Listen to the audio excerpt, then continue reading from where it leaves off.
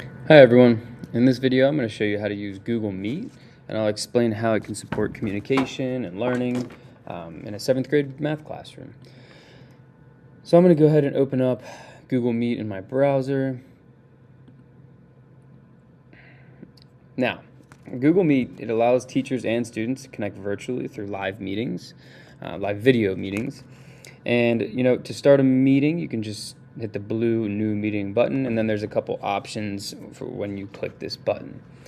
You can go ahead and create a meeting for later. You can start an instant meeting, and you can schedule a meeting in Google Calendar. Now, personally, I prefer using Google Calendar because it keeps meetings organized, and it automatically shares the meeting information with all the participants. So it's really nice to organize virtual meetings that way.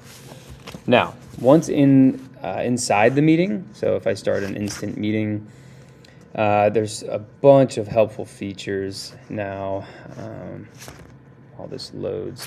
Now, if you didn't know already, Google Meet is very similar to Zoom, but personally, I think it's a little more user-friendly than Zoom. That's just my opinion, but I do really like and enjoy using Google Meet. So when you open up a meeting using the instant meeting button, you can obviously click add others. You can add other email accounts here, or you can copy the link and you can send it via email, text, however you are sending out the meeting information. Let's see. So when you're in the video or in the call, you can toggle your. Why does that keep popping up? You can toggle the microphone on or off. You can turn this button right here. You'll see you can turn the video on or off, which is really nice. And then let's see, another feature I really like is the chat. Here's where you can message students if students aren't talking, or if you're in the middle of teaching and students want to communicate with you somehow without interrupting, they can send a chat.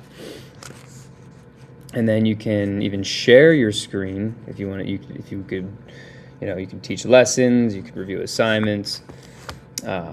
So the share screen button is really, really important, and I use it a lot when I taught an online class during COVID. So when you go to share your screen, you can click any tab that's open in your computer. You can go to a specific window, or you could just click share your entire screen, which I tend to do that mostly.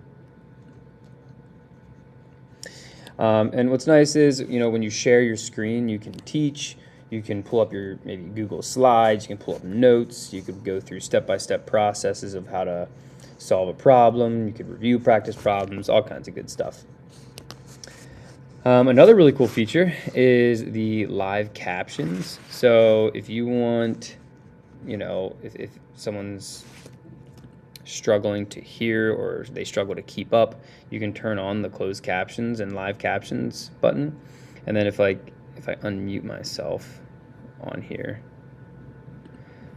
you'll see, hello everybody. You'll see that it should pop up. There you go. And then from there on out, they can see exactly what you've been saying on the meeting, which is really, really cool.